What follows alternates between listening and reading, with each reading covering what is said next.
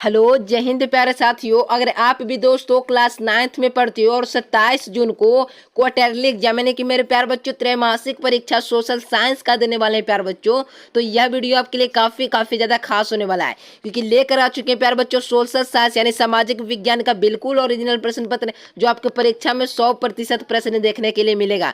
तो प्यारे बच्चों वीडियो को पूरे अंत तक देखना। अगर इस वीडियो को पूरे अंत तक देख कर जाते हो तो परीक्षा में एक भी प्रश्न आपका नहीं छूटेगा क्योंकि सारे प्रश्न का उत्तर इसी वीडियो में मैं देख लूंगा। ठीक है ना, तो चलिए प्यारे बच्चों वीडियो को फटाफट स्टार्ट करते हैं। सभी लोग अपने अपने दोस्तों के पास वीडियो को शेयर कर लो।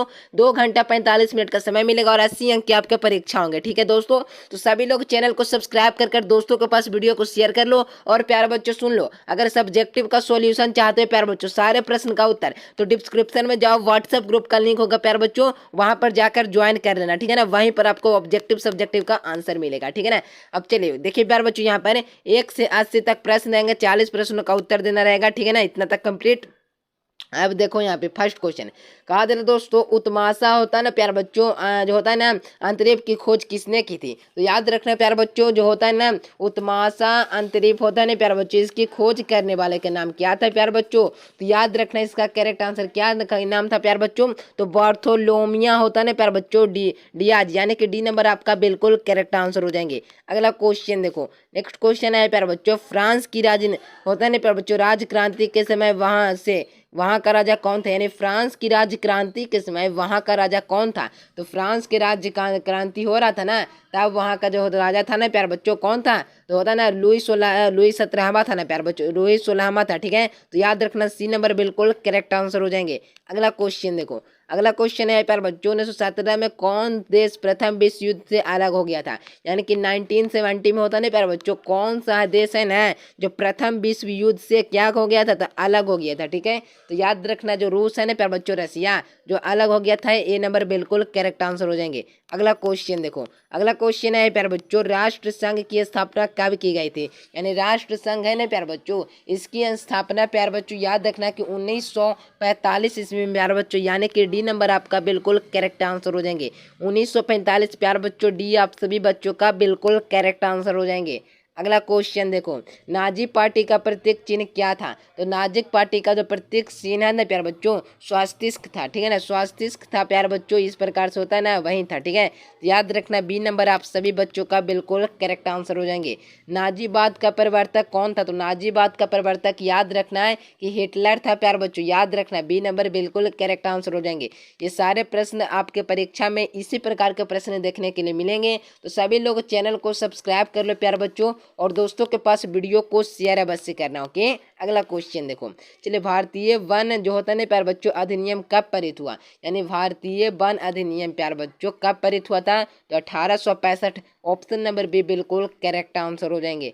अगला क्वेश्चन देखो, अगला नंबर क्वेश्चन है प्यारे बच्चों, जो देखना कि संयुक्त राष्ट्र प्यारे बच्चों, संयुक्त राष्ट्र संघ का मुख्यालय कहाँ अवस्थित है? यानी संयुक्त राष्ट्र जो होता है ना प्यारे बच्चों, मुख्यालय का कहाँ अवस्थित है? इसका भी करेक्ट आंसर आपको याद रखना है कि न्यूयॉर्क, यानी कि प्यारे बच्चों न्यूयॉर्क हो जाएगा। ठीक है ना, तो याद रखना सी नंबर आप सभी बच्चों का बिल्कुल करेक्ट आंसर हो जाएंगे। नेक्स्ट क्वेश्चन की ओर बढ़ते हैं प्यारे बच्चों।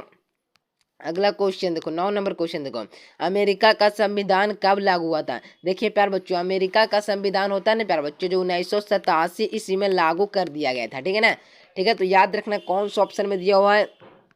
तो ए नंबर आप सभी बच्चों का बिल्कुल करेक्ट आंसर हो जाएंगे।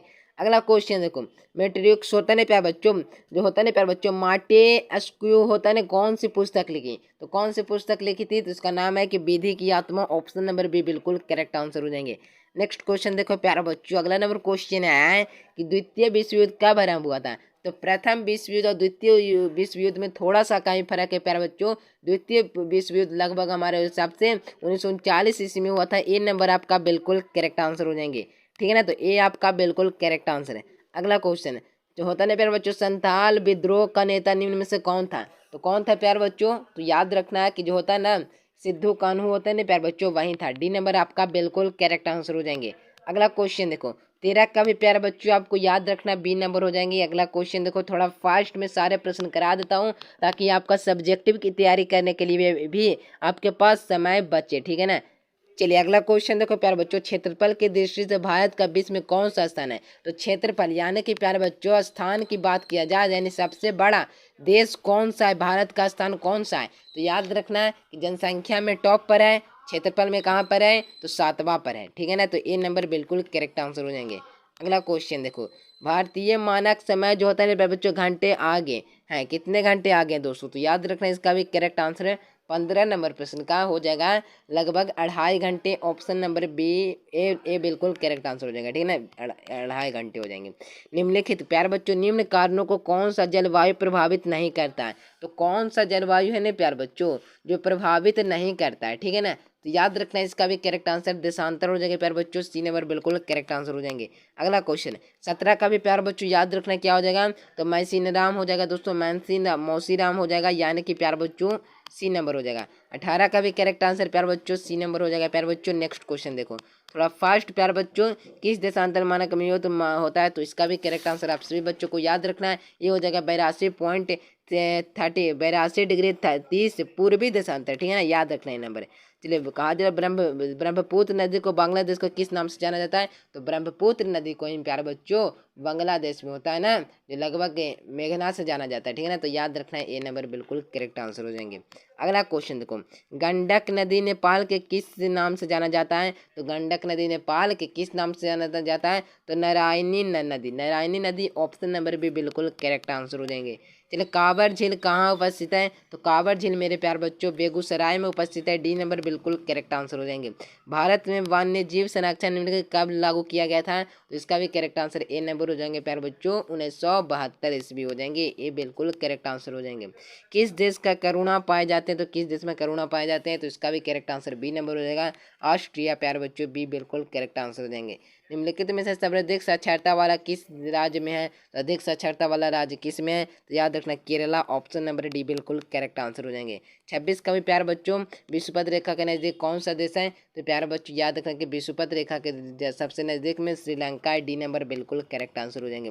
बांग्लादेश कब स्वतंत्र हुआ? तो बांग्लादेश मेरे प्यार बच्चों लगभग 17 दिसंबर 1971 ईस्वी को हुआ था, सी नंबर बिल्कुल करेक्ट आंसर हो जाएंगे।